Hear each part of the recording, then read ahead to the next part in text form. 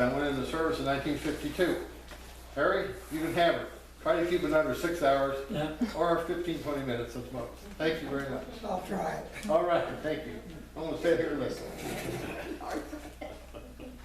Well, it's a little new to me, I'm not a very good public speaker. Anyway, I am proud of my service that I had for my country, and I was kind of a photo nut with a camera when I was overseas, so I did take quite a few pictures.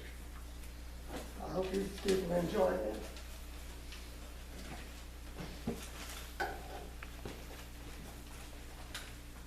This one or this one? Oh, that one, okay.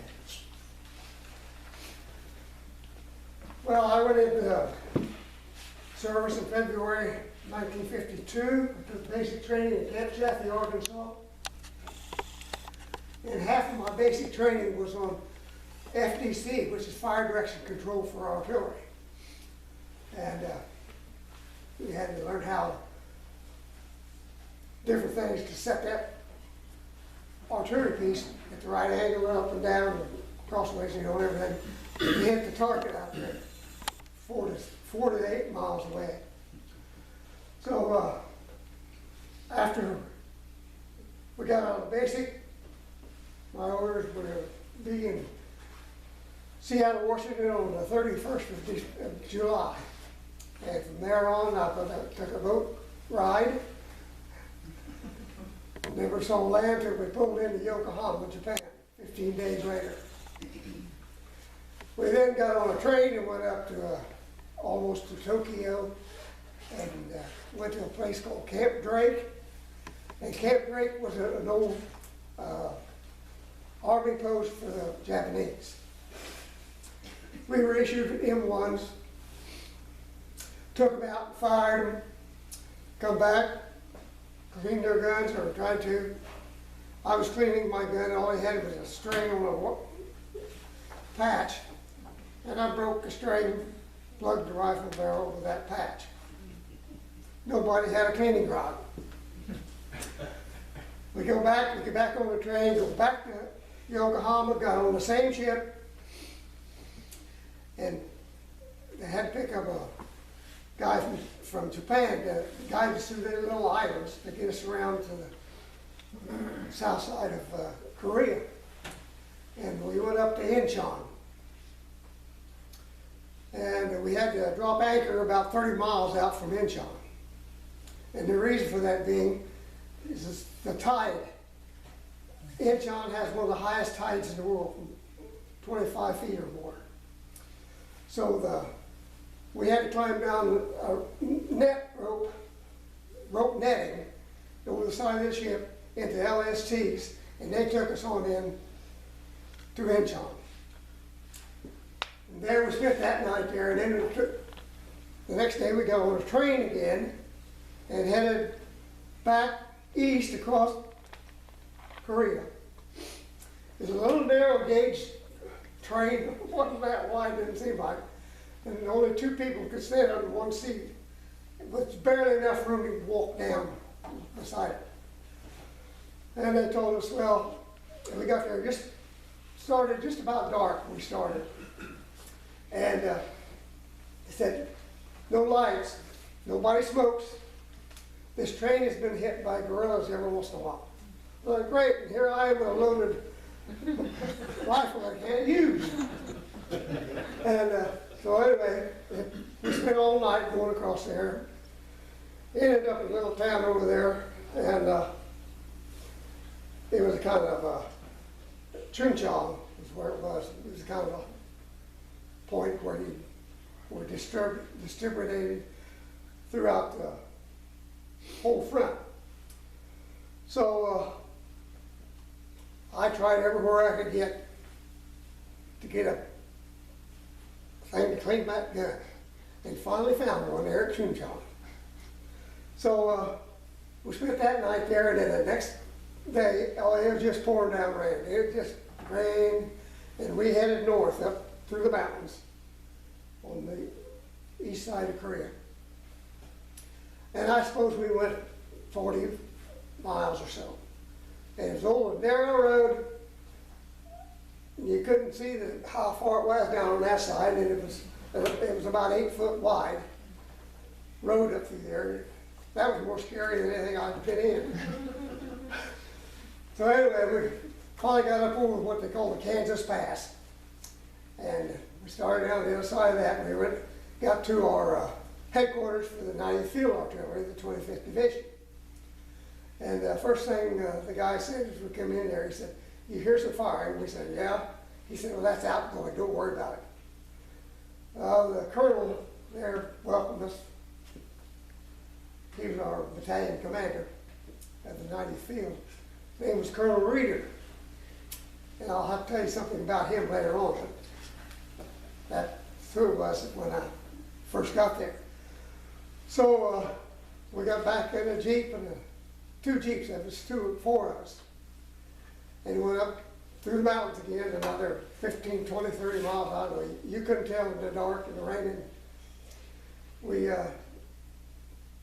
made another guy, but this one Jeep went into the 90th Field, B battery of the 90th Field. And it was like 1 o'clock in the morning. So he said, "Well, we'll send you to your unit first thing in the morning, your gun." And so we stayed in the little tent there. And I was just soaking wet. You know, Jeep, no top, no windshield, you know. And so I couldn't even find the hard things in my duffel bag, you know. So I just peeled my pants off and crawled in bed. Next morning, about 5:30, 6 o'clock, heard somebody up, so I got up. One guy over at the back said, "What the hell are you doing with your pants off?" That was the only night in Korea I slept with my pants off. So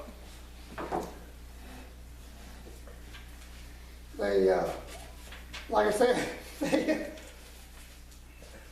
I had training at FDC, Fire Direction Control. They assigned me to #1 gun position, #1 gun section, on a 155. I had never even seen one of them before. Had nothing. My basic training didn't do me any good. Not hard of it, any. Anyway, I was on this 155. There's a shell in here somewhere that I got. It's over there someplace. Weighs 96 pounds. Put the fuse on it. Weighs right all just a freckle under 100 pounds. And then your powder charge goes in behind that. Has a range of 9 miles or a little over, something like that. So we settled in there and got me squared away in the gun section. And there's really about 12 men in the gun section. And this gun weighs 6 tons. We had a full tractor to pull us. It was full track. It was made by International Harvester. It was a 13-ton tractor. But it would hold ammo in the belly of it. And also we had a top in it. It had a ring mount. Had a 50 caliber machine gun sitting in that. So I got squared away pretty good there. Finally, we got some incoming. And first time, it was landed just over across the road from us, about 300-400 yards.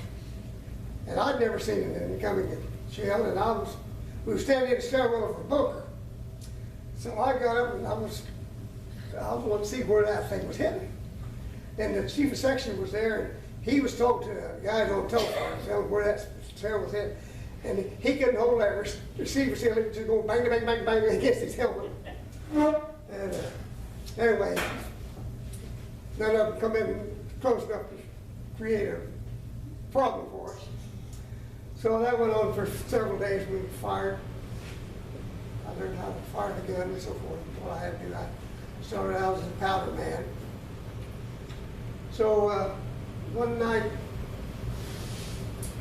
we used 2 aiming sticks to fire a 155. One's out at about 25 yards, and the other at about 35. And one's got a green light on, one's got a red light on. So you had to go out and turn those lights on every time you went to had a fire mission. Well, I had to go out and turn those lights on. And we got back. We fired 2 or 3 rounds. We was getting some incoming, pretty darn close. And all of a sudden, he looked up and said, "I only got 1 aiming stick." So he said, told me to go out and set it up. That back went up. So I'm up here, did, I don't know, it was almost in solid rock around there. So I set it back up, pile of rocks around it, you know. Went back to the gun battery. Didn't anyone get there, and we got an incoming round. And the chief of section said, "Well, damn, you didn't set that stake up very good, it's gone again." Shoot my butt out, that's it. First thing, he said, "Oh, hell, we'll fire them on the rest of the night." So, I went to bed, finally, after we got the fire mission over to bed. First thing in the morning, 6 o'clock, he said, "You go out and set that aiming stake up." Okay, so I went out there to get the aiming stake. I found it. I come back to the bunker. I was carrying it in 2 pieces. Piece of shrapnel would cut that damn thing in 2. He didn't chew me out anymore. So, well, let's get back to my notes here if I can.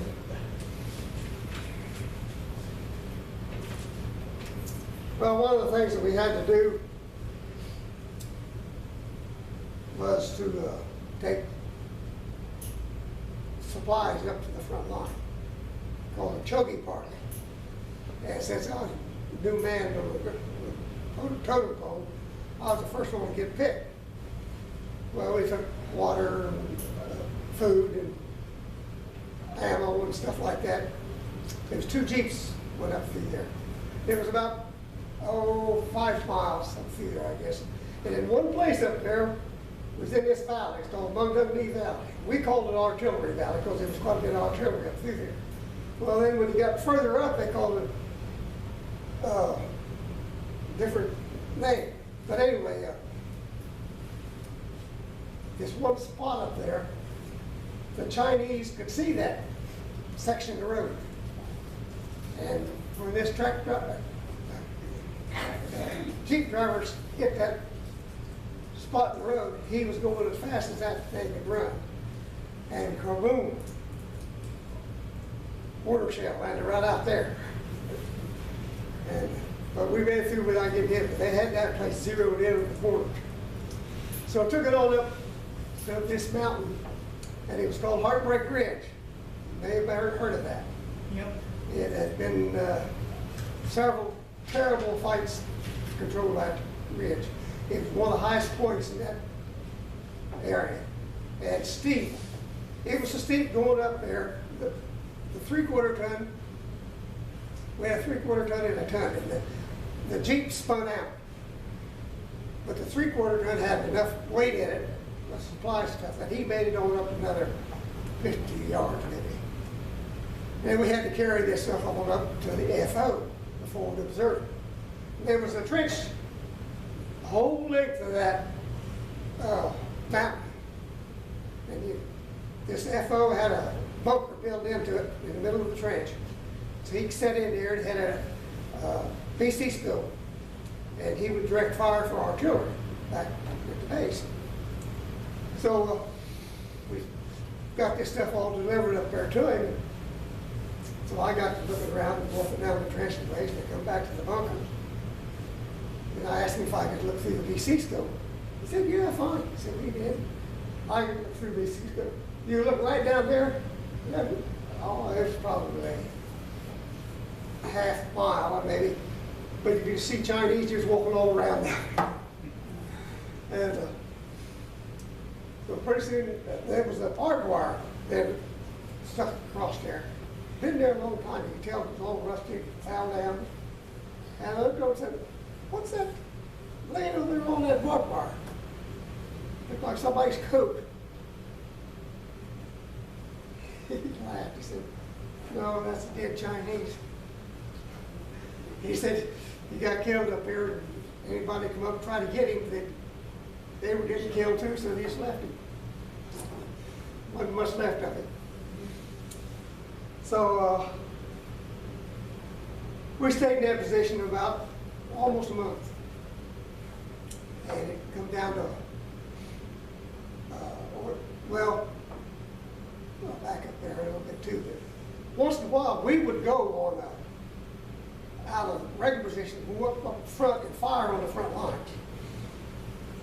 We'd go out in the dark, come back in the dark, put our guns back in position.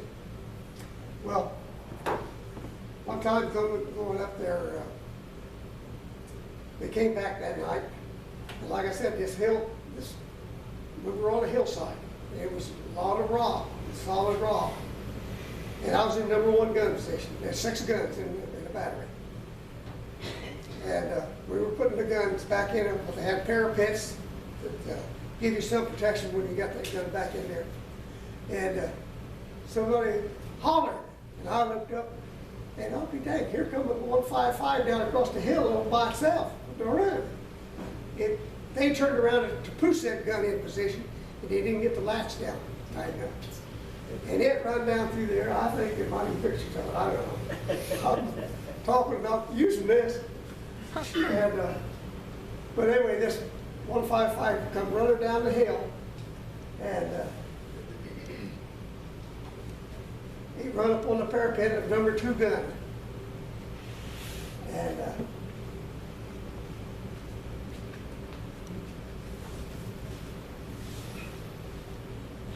there's a 155 and a 105 shell.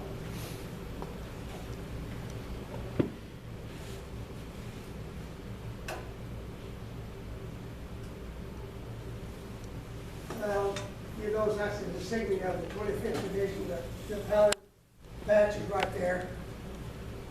And, I made that, put it on the side of a bunk tent, or bunker there on it. But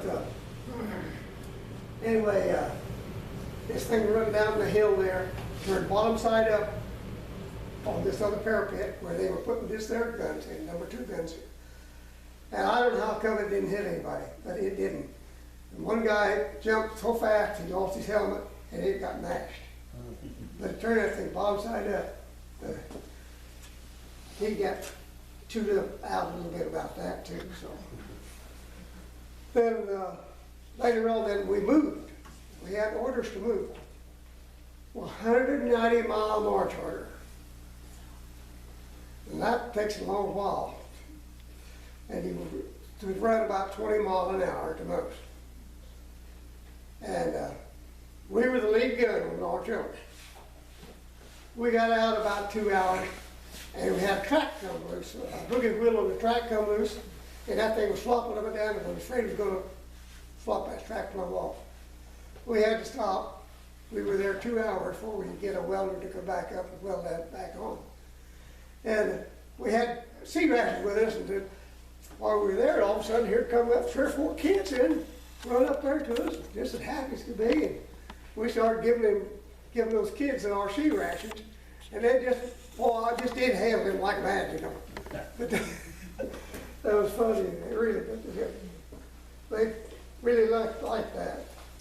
So anyway, we finally got back going. They had MPs stationed at various roads to point us which way to go. And we ended up in Seoul and got lost, turned around, they backed the gun off the ditch and almost got us stuck. And got us back that straight down. We headed down the line, and here we are, 12 guys on this darn cab of this tractor that's pulling this gun. And in fact, we even made sideboards on it to hold our duffel bags. And one kid went up there and laid down on the duffel bag and went to sleep. Well, we was going down through there, and all of a sudden one of the guys said, "Hey, something hit my arm." He was sitting there at the side. He said, "Something hit my arm." And I said, "Oh, probably just a duffel bag." well, maybe we better stop. We stopped, and pretty soon here come by this kid running up the road. Oh, you guys went off and left me, son. But it didn't. So, then we there were several mountains we were on in there. White Horse Mountain, but some of you guys might remember that. And we made, I don't know how many times we fired, just nothing that be 100 rounds to a gun in one fire mission. And we were at places called Kumwa, Chowan, and we had one thing happen there. We had a gun mechanic, and the gun mechanic would come around and look at your guns, and when you're in fire missions, a lot of fire missions, and the hydraulic system in it, and if it got too high pressure in the hydraulic system, he had to bleed some of it off. And that was his job, but nobody could get along with him. He lived with one group one time, and then he'd be in another section another time. Anyway, his name was Tomko. He was from Chicago. And this happened, there was, headquarters were just across the road from us at that position. And they had church on Sunday morning. And I thought, well, that close, I'd go to church.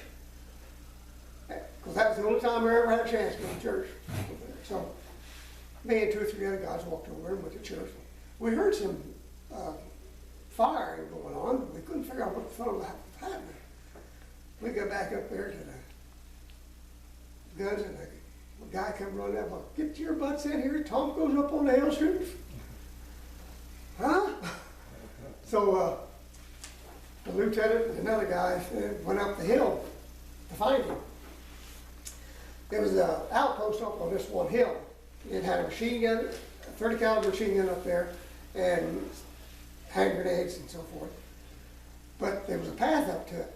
Well, the lieutenant didn't take the path. He took up along the side. Well, when they got up to the top of the hill where the machine gun was, they got looking. And Tomko had tied that bolt back, tied the trigger back, and run a wire down in front across that path. So anybody coming up the path would have tripped over that wire, and that machine gun would have fired till it run out of shells. So, but they finally got him. They finally ended up shooting him, but he didn't kill him. But he did shoot him. So, well, that's Libby Bridge. Libby Bridge is a bridge across the Imjin River up there. And then Libby is the guy's name was killed building the bridge. Well, that's a crashed plane there that we found. Okay, we got one position we had Turks were close to us. There was a Turk 105 unit just about a mile and a half up the road from us. And they got, 2 or 3 of those guys got to coming down to our gun section. And they were wanting these powder kegs. Our powder charge coming in a tube about that tall that was waterproof. You take the lid off, but they take and use these, fill them with sand or dirt, and make barricades and things with them. So we got to be friends with them pretty good. Well, this one guy come down that day, and he was, every Turk wears a knife besides a bayonet. And I got looking at his knife, and the boy had a pretty handle on it. So I was trying to, I said, you know, I like to look at that, you know. And he said, no. One of them could speak a little English, the other one couldn't.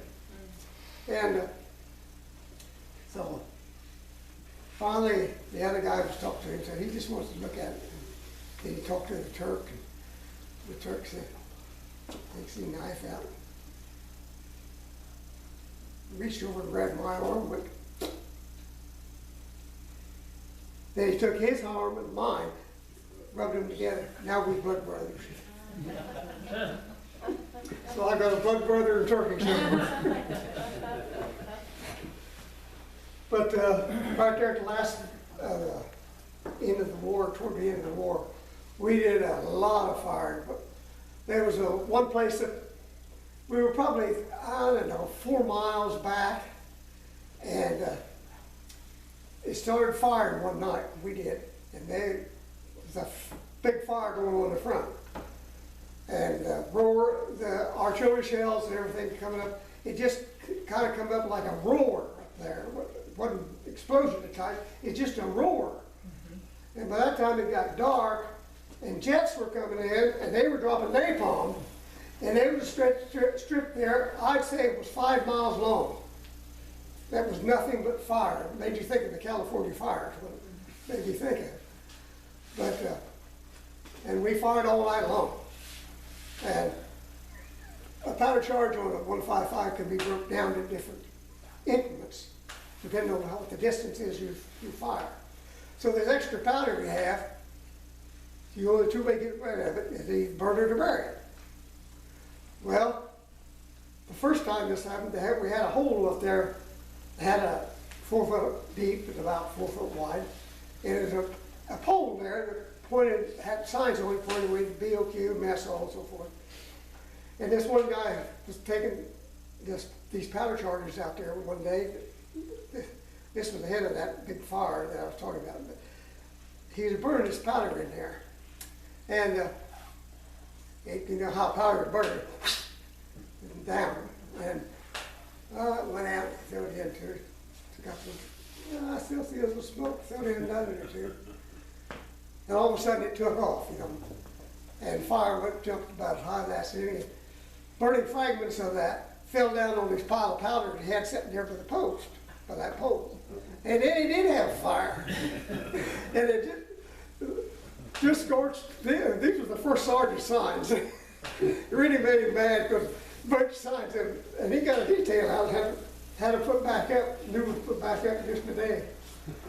So anyway, the night that it fired a lot then, they come down behind the gun with a truck, deuce net, and throw this extra powder in the back of that deuce net. And I went to chow that morning, and as I got back, we were on, number one was on a fire mission. So I went over and I took the telephone because he hadn't been to chow yet. And so he take over there, and so they had the gun ready. I said, number one fire, we got a backblast. And when you get a backblast, it's usually caused by damp powder. And this would be a flash of fire just coming out like stinging like a whip. And we didn't know it. The two guys in that a truck, drove around the road right in front of our gun and then back out to the road. They were sitting right square in front of us when we fired that gun, and it set that truckload of powder off. And we had one heck of a fire there. But Harry, you got some more slides you want to show, and then we need to move on here. yeah, this is a Turk outfit that got hit. They were just up the road from us. They got completely annihilated. And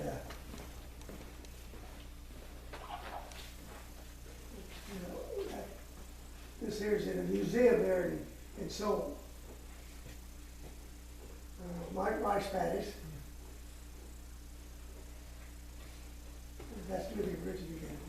That's me. Well, that's you. Well, that's me anyway, but, Tell the Colonel Reader. oh, You okay. started with him, now finish with him. Yeah. After we got back home,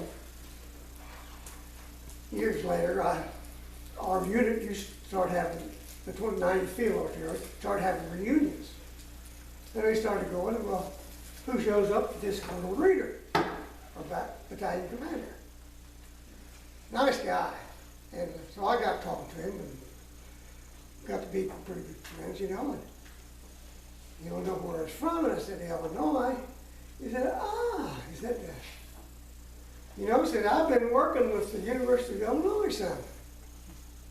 Is that right? Yeah.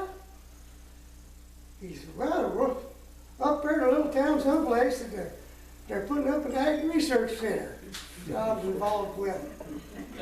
He said, you probably don't know where that is. I said, what's that? He said, Perry. I said, I live 10 miles from there. So we really got to be good friends then. He died here 2-3 years ago, but he was really a smart guy. I thought that was really funny. Here, go back that far, and then turn around and come right home. So I'll turn it over to Harry. Thank you very much, very nice. Hope I didn't get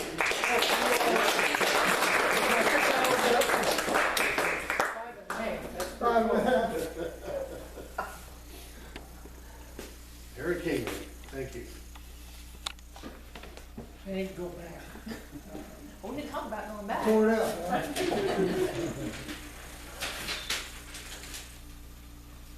Heard it. I think that, yeah, that's it. Now, which way do you need to Then it'll go? go that way. Oh, okay. All right, I'm not gonna take a whole lot of your time here. This is gonna end up being a long night. I think we all take a lot of time here. But I was drafted in September 4th, 1952, Fort Leonard Wood, Missouri, and took basic training, and with also combat training and engineer training. We climbed telephone poles, and we built airstrips, and we trained in bulldozers and all that stuff, engineer building materials and all that kind of stuff. I went over on the General Wiggle. He said 15 days, I think. It was 18 days for, I guess I had a little slower ship than the rest of them. There was 3,500 troops on that troop ship. 3,000 of them was Army and 500 Marines. And I might talk about that a little later on, but got any Marines in here, I'll keep quiet.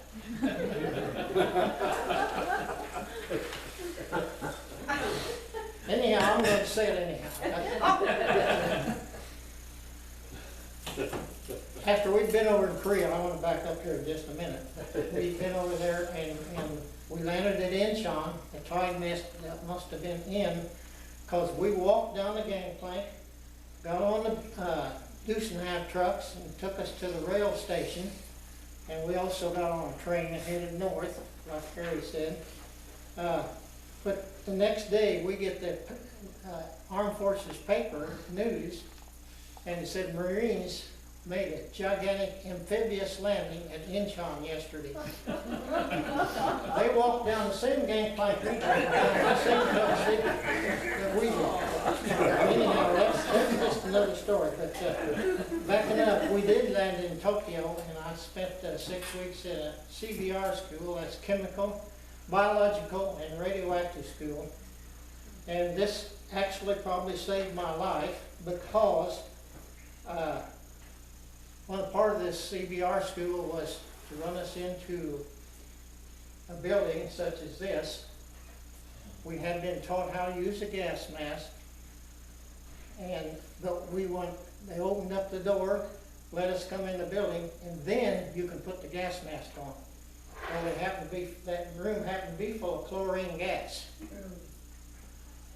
And I put my mask on and thought I had it on tight. Of course, I was young and skinny, and I took a big deep breath, and I felt that chlorine gas come all in, and I breathed a big chunk of that. I ended up in the hospital for about a couple of weeks, and the rest of the troops went on over, and I stayed.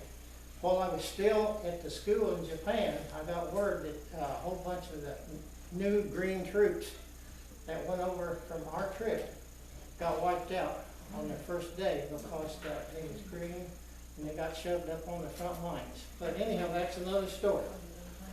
But anyhow, we did get on this train, and it's like he said. One thing he didn't mention, he probably knows it though. those Koreans was resourceful. They didn't, they didn't put these tracks right up together. Seemed like they was about 3 or 4 inches, 5, 6 inches, and every time you hit one of those cracks in the rails, clunk, clunk, clunk, clunk. And just like a car with a big flat tire, but it was a train. But anyhow, that's another story too. But anyhow, we got on this train, and they was of course in the engineers. The 1092nd Engineer Headquarters was up near the front line. I didn't know that at the time, but anyhow, she's laughing there. Anyhow, I got on this train, and of course all the rest of the troops too, and what they done, they wasn't all engineer people. They dropped some off this station and they go. But anyhow, we've been gone probably an hour or so, and I asked the guy that was there, he was an Army guy, he wasn't one of us new troops. I said, how far away from the front line? He said, oh, about 8 miles. And here we just kept on going. And I knew we was going north. And about another half an hour went by, and I said, how far away from the front line? He said, oh, about 8 miles. I'm thinking, oh, this don't sound too good, But anyhow, come to find out that we was going 38th parallel, kind of going diagonally over towards the east coast of Korea. And we was going right up along, pretty much the front line already. And we was going kind of a northeast direction there. But anyhow, so we got put off at 1092nd Headquarters Engineers, and they went ahead and give us the headquarters building had tents and it had bunks and all that, army cots and all that, so that was a pretty good deal. But that's the headquarters building. But anyhow, they put us in there and they give us our bunks, and of course we already had our M1 rifles and all that stuff. And we were sitting in there just kind of talking about one another, new troops, and talking with the old guys, and all of a sudden the air raid siren went off. And I thought, yeah, they're just trying to give us new greenhorns a show for the night. And so I just kind of sat there, and several other new greenhorns did too, and these guys all scrambling, and they was heading out the front door of the tent and jumping in these foxholes. He said, you better get out here. And pretty soon I heard this airplane flying over.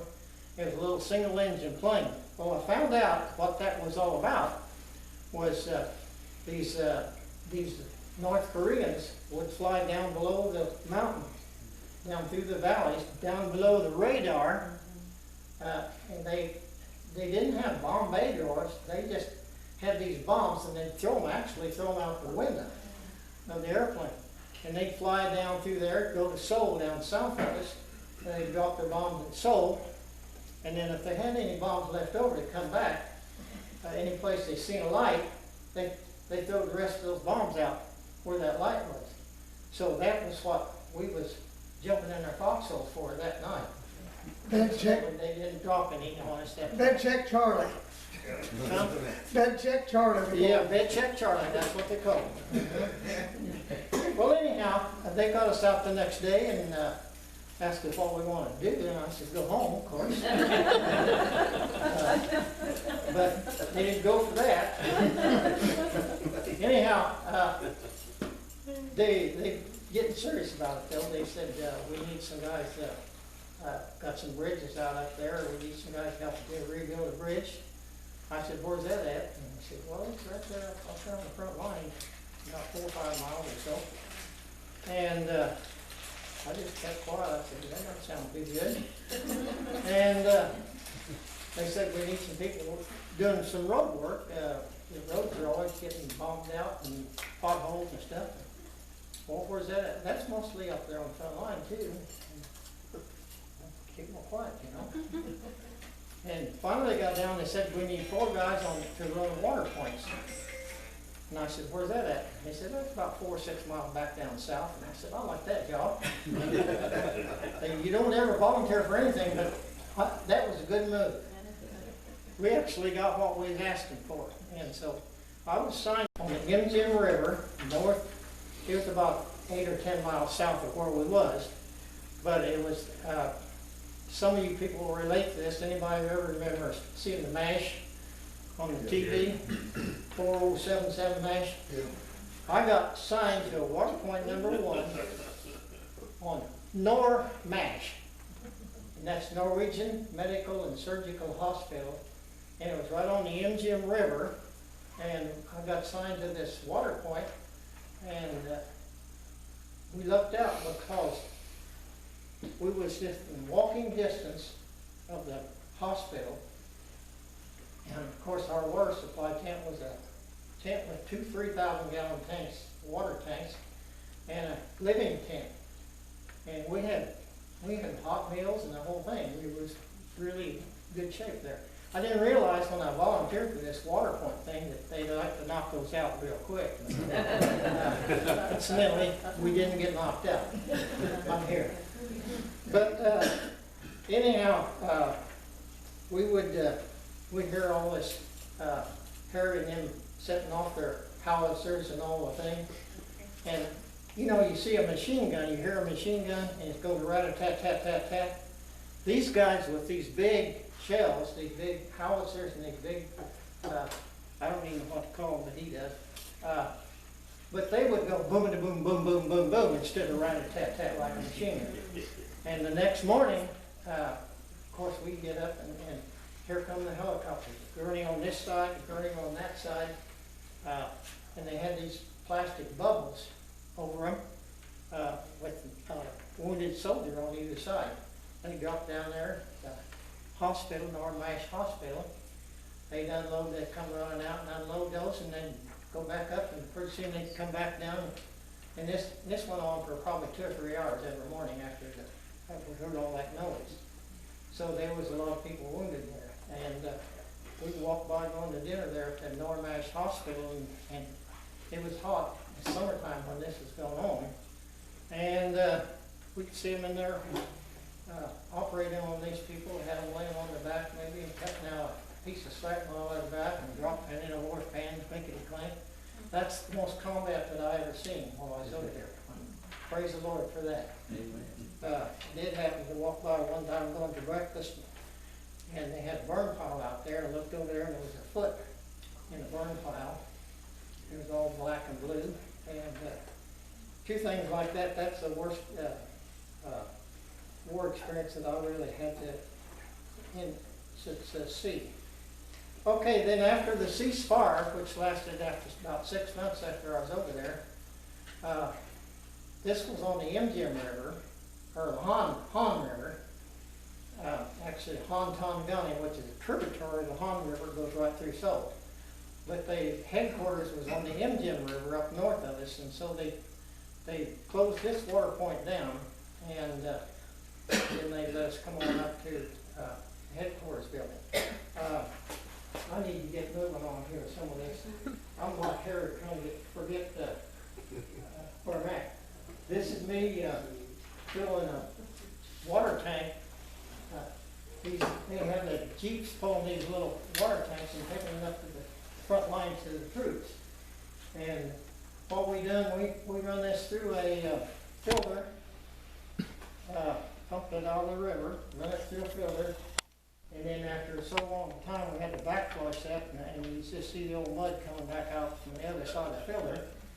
And then we had two of these 3,000 gallon tanks. And this one, we pump it out of the one that we had a settling stuff called dank. It was a white powder is all I can tell you. I don't know what it was. But then we run that back through this tank we just run out of into another tank through the filter again. And when it come out, it's just clear as could be. And so that's what we was doing there. This is where I lived when I was over there. The tent right here in the foreground is where 2,000 to 3,000 gallon tanks was. And the tent back there is, or the tent back there is where we had our sleeping quarters. And of course, you can see had our outdoor furniture and everything. And the trailer back there had supplies, had our water point supplies. And this, of course, this is in the Han River, tributary of the Han River there. And this is the handsome guy you see there. We had to, it was tested the amount of chlorine in the water. And if it was kind of a yellow-orange, it was okay. If it was yellow, it was not okay. If it was real orange, it wasn't. That was too much. Well, anyhow, these people would come down there from headquarters and they'd say, oh, we're all getting sick up here, and you got put too much chlorine in that water. And so we back off a little on the chlorine. And then they said, hey, we're all getting diarrhea up here. And then it just bounced back and forth pretty all the time. This is a water pump where we pump the water out of the river into one of the holding tanks there. And this is my front yard after we moved up to the second water point. This is on the Indian River. And you can see part of the river in the foreground here at the lower left side. One day I had a little time off after the ceasefire, and I went up this mineral point and kind of put up on the very top of that and took some pictures. And I didn't bring those with me, but I'm going to give some of Lloyd something maybe down here one of these days. And this is we're close to our first water point, which is on the 38th parallel. Right behind us is North Korea, and South Korea is in front of us. And the signs behind us said, stay on the road, mined area. And I guess it was mined all the way up, all the way on up through there. And this is a picture of me at headquarters there. And that's the only dog I seen. I think that was a dog. One of the GAs got a hold of him and buddy there, that was his buddy, I guess. And this is where they're killing me. That's me they're killing there in the bottom. We had this bed check Charlie, and that's what this was. It was a check, you know, we had to keep on guard for bed check Charlie. And so we was out there, we had a 50 caliber machine gun, and we thought, well, this is just a drill, so we might as well have a little fun. And so they wanted to kill me, so I'm supposed to have that bayonet sticking in my back there. Down through my left hand, on my back. And this is another, that's me in the very back there. It's the only one you can see the face work there. And this is on my way home. This is the headquarters, 1092nd Engineer Mountain Battalion. And I think I'm going to break it off there and let this young man ask something. If you got any questions, anybody? Save the questions for maybe when we're done. When we're finished, we have a little question. Okay. All right. Thank you. Yeah. All right. Thank you very much.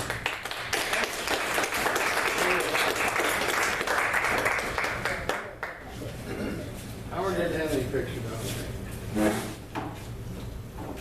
Pictures are all in my mind, yeah. I don't talk very loud, so you guys tell me if you can hear me. Anybody need to stand up? Been sitting here an hour or so, are we all good? I'm not going to, so if anybody stands up. Give you a standing ovation. Yeah, I'll take care of that. Well, these guys covered a lot of things here that I went by and heard in my time, and so I know they've been up there because they knew all these names, but I couldn't say. And I'm a little bit different, more ways. You all know that, more ways than one, because I got word in 1950, there in the middle of it, I was going to be drafted. I was working as a carpenter. And I didn't want to be drafted because I'd heard bad things about going on over there. So I'll go enlist in the Air Force, and that way I won't get in on it. I thought. So I went and enlisted in 1950 in June, and sent me down to Lackland Air Force Base in San Antonio, Texas. And I know if you've been to San Antonio, it's a beautiful place, and you can see the little streams and all that. But that wasn't Lackland Air Force Base. So got down there. First thing they said is, well, sign you over here. Just stand by. You're going to have to stand by a week or so. We don't have any uniforms. So that was the time they shifted to the blue uniform, and they didn't have any yet. So we got down there, spent 2 weeks in our civvies that we took and washing them out every day, if you so desired. They'd last 2 or 3 days. And we got the first blue uniform, and then nobody knew what country we was from, never where you went from. Where are you guys from? Where you guys? I've never seen Air Force Blue. So we hadn't either. but anyhow, we knew where we was from, and so we told them. They thought that was cool. But I went to signal school. Well, they're going to put me in cookers. You take these tests when you go in, and if you're smart aleck, you can get through a little better maybe. And they said you're going to Cook and Baker School in Fort Campbell, Kentucky. And I said, I don't think so. Where's the colonel's office, the boss? So we went in there, and turned out he was from Peoria. And he wasn't there on his own accord. He was in reserve, and so he didn't like it much better than I did. So he said, how would you like to be in communications? And I said, oh, I'd take that. That sounds like fun. Well, first place you go in the Air Force, you're not serious. You're looking for something to do that's fun. Yeah. You're a fly boy now. Well, questionable. So I went to New Jersey, Fort Monmouth, New Jersey, got up there, and it was about like Saturday's going to be here.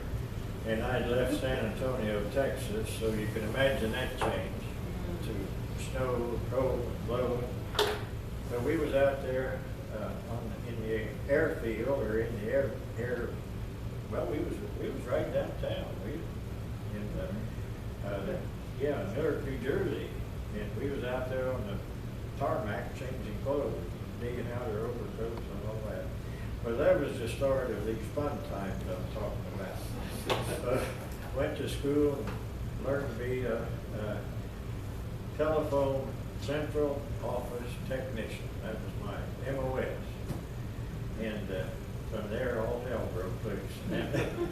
And went down to Fort Monmouth, New Jersey, and we went down there. Said, what are we going to do? Says, well, we're going to Fort Monmouth now, Air Force man.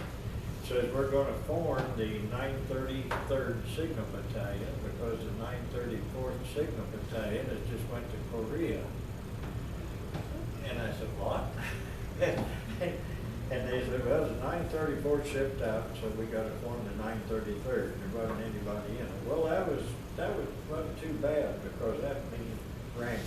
And when you're forming a unit, so that worked out pretty good. I did stay there a couple years almost in North Carolina.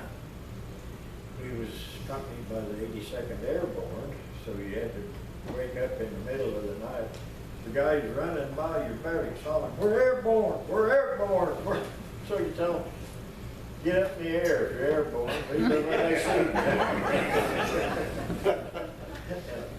Anyhow, worked over at Fort Bragg, tried to teach in school, and they said that I didn't have the patience to be a school teacher. So that didn't work. But anyhow, we didn't got over to Korea went in the Air Force in 1950.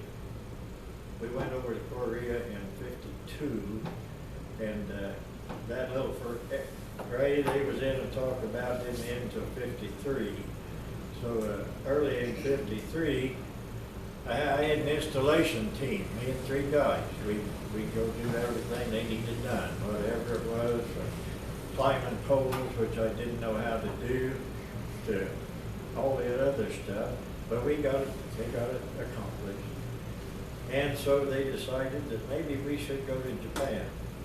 So they sent us over to Tachikawa, Japan, to the FEMCOM, Far East Aerial Material Command in outside of Tokyo, about 20 miles. Tachikawa Air Force Base. So our team got in there, and we had our whole little group and all of that, and we fixed things. We worked over a year. I'm on this point of a waste and got a minute here of your government. They had in that depot 8 full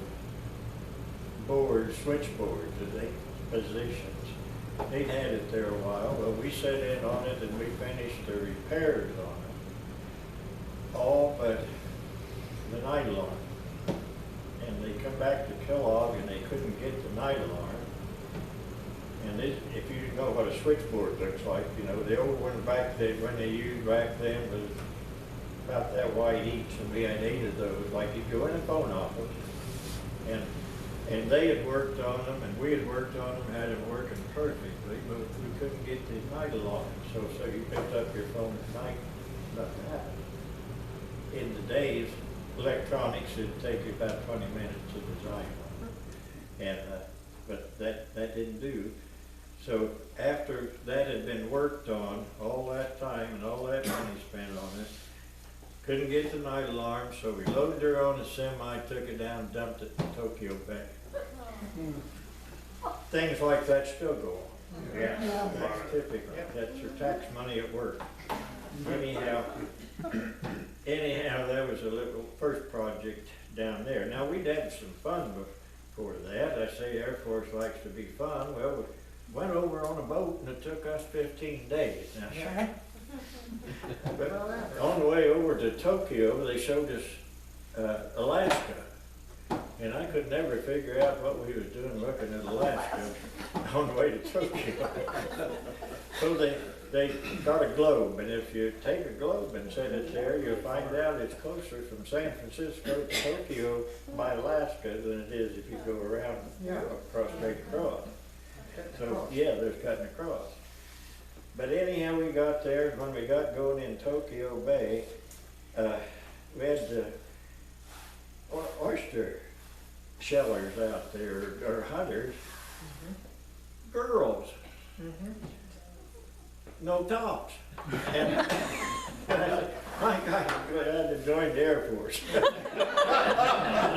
we tried talking to them. And they were busy. You'd see them and then you wouldn't, you know. They're going down under there getting oysters. But pretty soon they're popping out, just like a mermaid, you know. So anyhow, that was some of the fun we had going over, besides being in the storm, which wasn't near that much fun.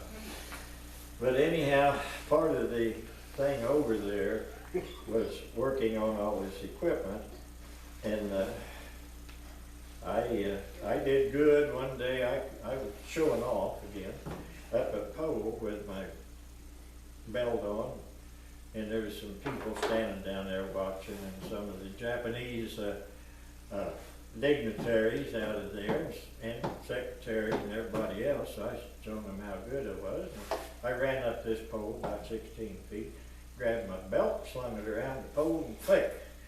And I leaned back. Well, it so happens I clicked it in a screwdriver instead of my hook. So when I leaned back, I didn't remember anymore because they said about 20 minutes. I fell right in the yard behind me. And when I woke up, I had little faces all around me. But I lived through it, got my breath back.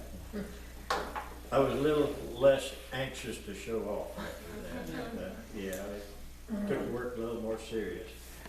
Until they said your team is going to Korea. And why? Didn't lose thing in Korea. Well, you're going over there to put in a phone station up in in South Korea, up close to North Korea, because this point they want you to put it, in 2 weeks from now, the Marines are gonna occupy that area. So, that's fun. I always like to go ahead of the Marines.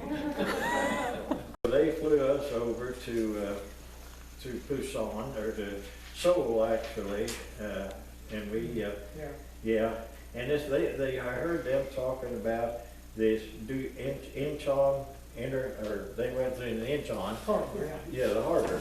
Well, on Incheon is International Air Base, right there. And we thought we was all gonna get to fly in there and see all that, and then, instead of that, they took us over there to Seoul, is it, the capital, and took us into an air base there. It says you guys are leaving directly from here.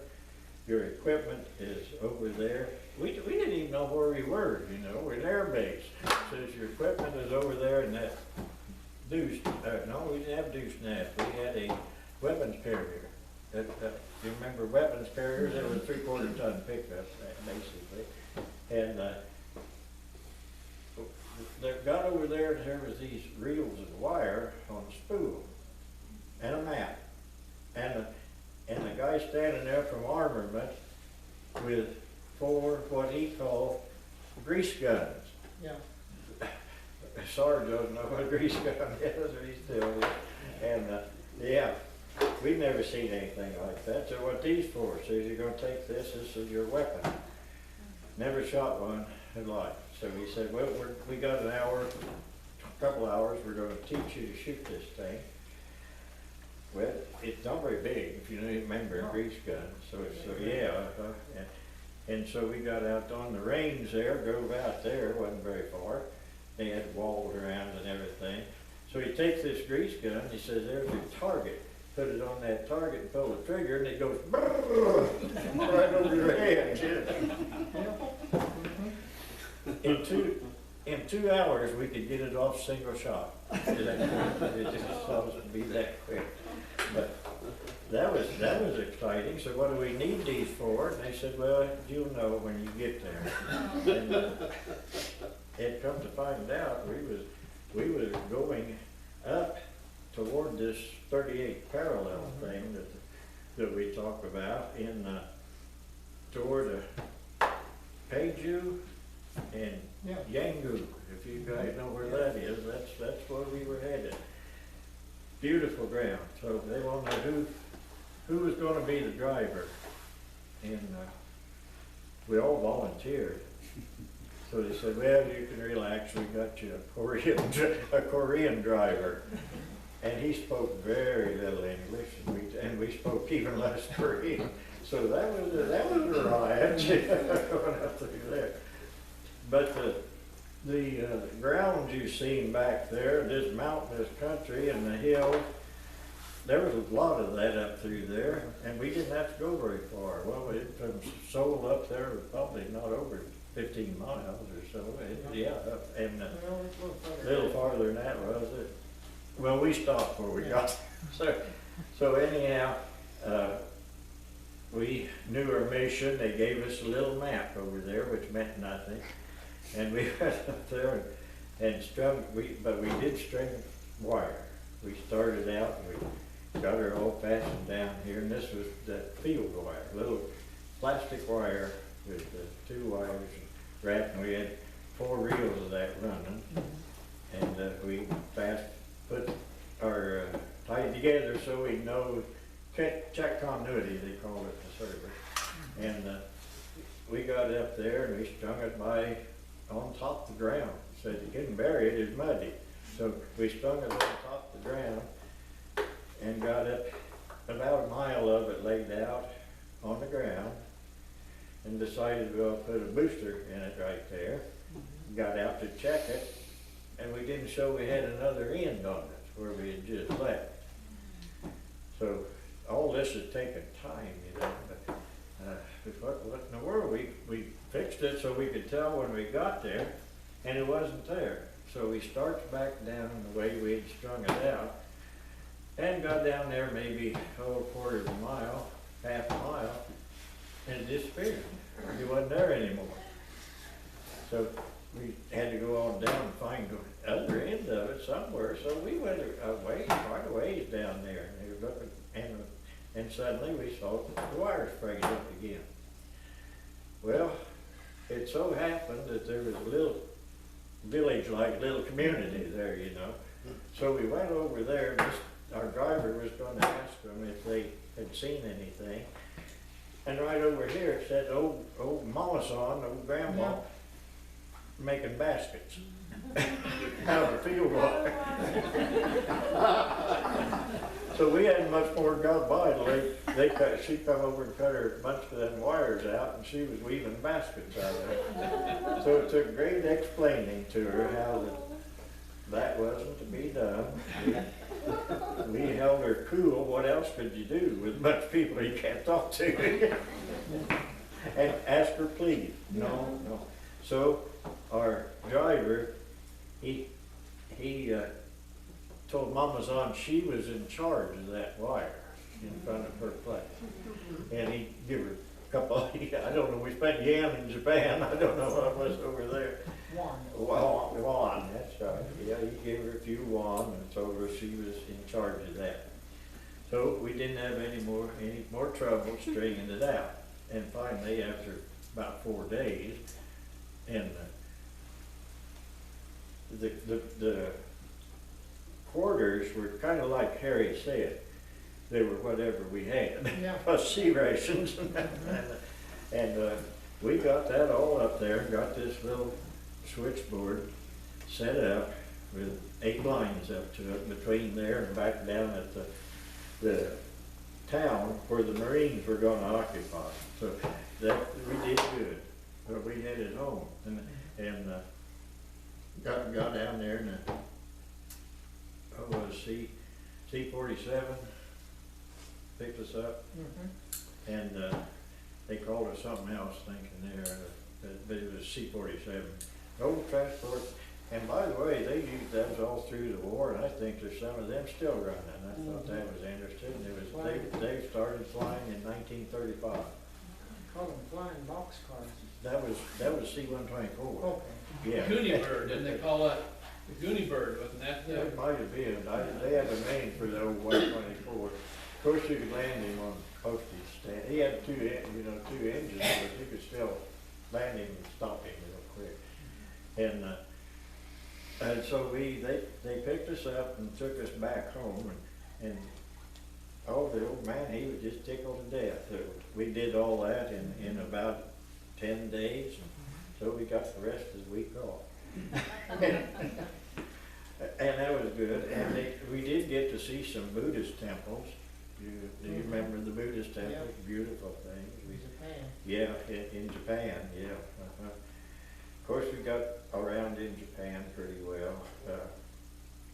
But up at Korea was, I don't know why they even bothered with it. So anyhow, they, see if, oh yeah.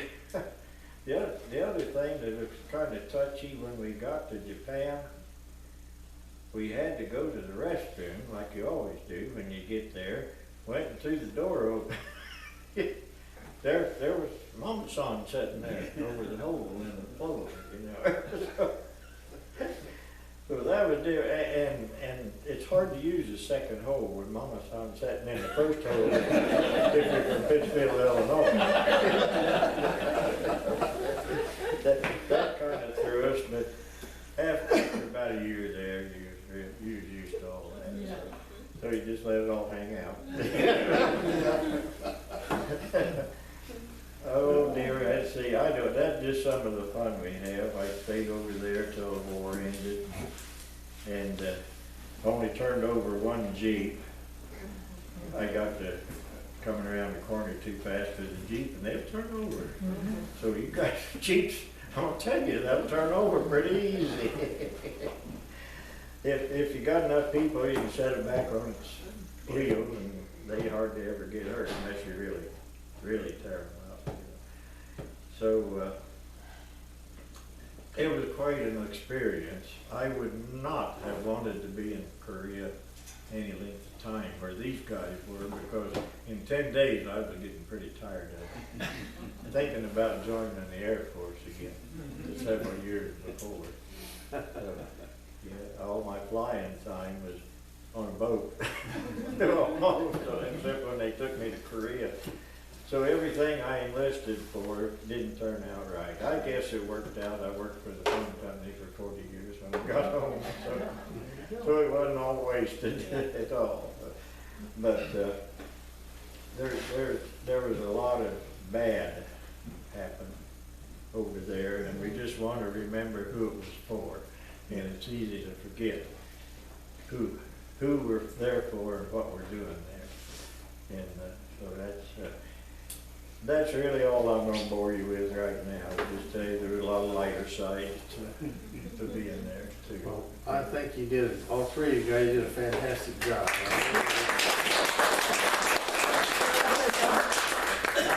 I got a couple things I should have said. One thing, my outfit was really shook up when I got there, because just 4 days before I got there, artillery shell come in where the barracks commander and another guy were standing in a stairwell, killed both of them. So my outfit was really upset at that time. And the other thing was the fact that one day my chief of section was gone, and I was taking his place. I had just made corporal. I had been a corporal 3 weeks. And, so I was making the final lay of the gun on the fire mission, and here come two Jeeps in, flags flying, you know. I thought, oh crap. And it was the general of the division artillery, General Heath. And we were the only gun firing, so he drives right up behind us and stops. And of course, we were on the fire mission, we went ahead and fired. The lieutenant comes down, and first thing he asked, the general asked the lieutenant, said, "Is that man qualified to do that job?" Since I was chief of section. He said, "Yes, sir, he is." Well, in that case, put another stripe on his arm. So I was a corporal 31 days. And then I don't want to go over this, but I went back to Korea in '03, the 50th anniversary of the signing of the truce, and went to the DMZ, and this whole world. But country had changed so damn much that you wouldn't know that it was ever a war like that. It's a beautiful country, believe it or not. And the buildings are more modern than what ours are, because they're newer than ours. Yes. They've all been rebuilt. Yeah. But, yeah, I seen a picture, Harry, of the Busan there, or Seoul, rather, and it looks like New York, almost like New York City. oh yeah. And we was there, it was trash. It was just little houses. Can I say something? Yeah. Go ahead. You kind of mentioned why was we there? Yeah. It was brought home to me, the Korean government sent me a book. It's probably 100 and some odd pages about Korea then and now. And one of the last pages in the book showed a night satellite of the peninsula of Korea. And those of you not familiar with it, it's kind of like the peninsula of Florida. And 38 parallel, just like dividing that peninsula in half. Well, anyhow, they took a night satellite photo taken over Korea now, and I could tell by looking at that night photograph, the 38 parallel. The whole bottom half was just nothing but bright lights, and all lit up. And you can see just about 4 different spots where there was in North Korea on the other side of that 30th parallel. And that's why we was there. And that's, as far as I'm concerned, that's our justification. They are still in the Stone Age in North Korea. I think they're starting to come out of it. But we had part of that, and I'm proud of it. Yeah. Okay, Lloyd, could I have just a couple of seconds? yes, sir. I don't want to make these guys feel bad, but I went to Korea in '67 and '68. and I flew commercial airline, Northwest Orient Airlines, from Alaska to Seoul. And we had 4 or 5 stewardesses that fed us meals and everything, and it took us 18 hours, but that seemed a lot better than your 15 days. So that was one of the big changes from, you know, when you guys were over there and later on. The other thing, and we had maneuvers and training and so on in all the trenches. Did you guys dig trenches? How did all the trenches get in the hillsides and the foxholes and all that? I was over there in 53, well, actually, the first part of it. And most of those trenches, that's what I saw. Somebody had already dug those things up along the hillside Yeah. and all over the place. Just trenches All all over. across to there. Yeah. Yeah. Ammunition everywhere. Most of that was done with engineers and with the infantry. Yeah. Okay, I didn't, I mean, we were in them all the time, and Yeah.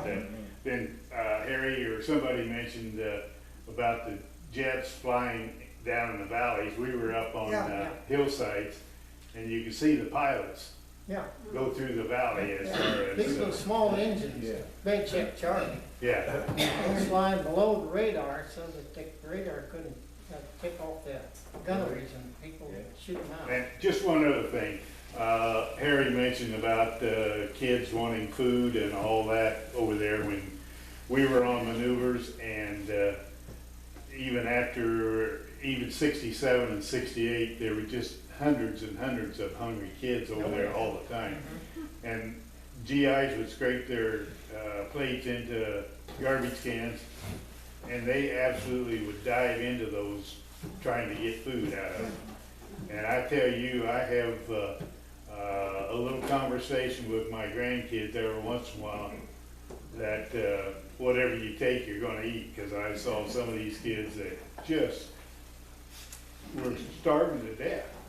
I got chewed out by fellow GIs because I opened up my sea rations, and these crackers are about that big around and they're about that thick.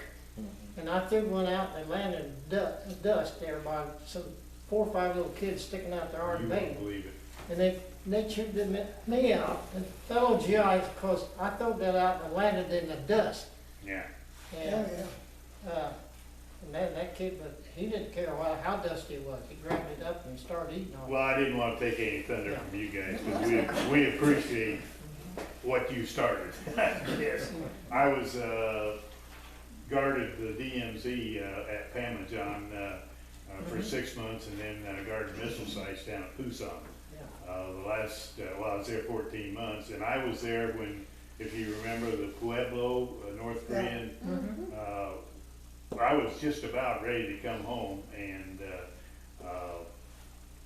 the North Koreans captured the Pueblo, and it took them about 30 seconds to extend our term. So we were there an extra month that we shouldn't have been. So, but again, thank you guys for having a trench to work in. We put some wire in one of those trenches, we could probably go find it. Harry Kingery, when did you arrive in Korea? In the spring of 53. Spring? And when did you come back? When did you leave Korea? I left Korea in August of 54. And Harry Glaxer, when did you arrive in Korea?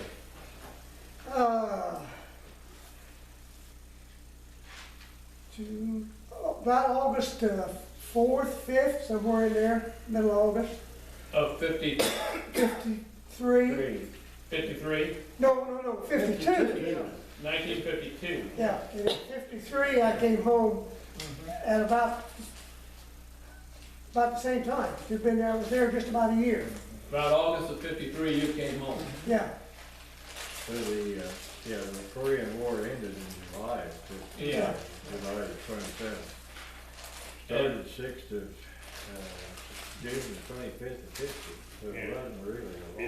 It's still not official as far as being in, it's just No. a conflict. It's That's just what it was. Started, I was just quick. And Howard, your 2 weeks there was like 53? It was in 53, either in February or March, I don't remember which. So it was the same time Harry was there. Mhm. and he was over. I didn't remember seeing you over there. I was gonna tell him where I saw you, Harry, but I don't want to embarrass either one of us. Questions? You guys that were there longer, how were your winter accommodations? Mine was Winter? great. Mine was great because I volunteered for the water point and I got a tent to sleep in with a stove. And it was cold outside and we had to dig holes in the ice in the river sometimes to get the pumps, to pump water out of them. But outside of that, Eric Lecter, how was your winter In the accommodation? Christmas of '53,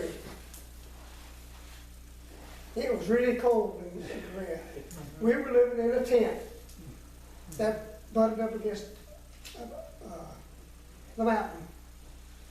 I was sleeping on a cot. I had one of my long handles, my pants, and 2 pair of pants, and we had a shelf, all the clothes I could get on. And that's what I slept in. We heard, and I was gonna ask these guys, we had a lot of people coming back from Korea, they always said, hey, if you go over there, don't take your dog. Now, a lot of the guys had dogs, Yeah. Dogs and cats were a premium. and several guys come back and said, I lost my dog, took him down, he just disappeared. It was a delicacy, I understand, later on. The 38th parallel is, I don't know, are we north or south of the parallel a little bit? Not, I mean, it's in the same Fort area. Leonard Wood is on the 38th parallel. We're Yeah. close. Fort Leonard Wood, Missouri. Fort Leonard Wood, I knew we were right in the same parallel. Yeah. Well, the whole time I spent there, I was actually in North Korea, because I was above the 38th parallel. Yeah. Yeah, you would have been, yeah. But today, that line has changed. Now, that is not the same as it was then. It doesn't follow the 38th parallel. Right. It's several yards wide now. They've got barriers on either side. Yeah. And Yeah. I got so I couldn't tell a North Korean from a South Korean. But, they was no man's land. Nobody wanted in that fenced off area because they were dead meat. You wanted to know the difference when you was over there in '53, though, I'm young in '52. Oh, yeah, I'm sure of that. You had South Koreans was just as nice people as Oh, I yeah. ever wanted to meet. Our car driver said shoot at anything that moves, you know, because it'll be, Yeah. we're above where the South Koreans are gonna be, so he said if something moving, shoot it. But it was a whole lot different when I was there than when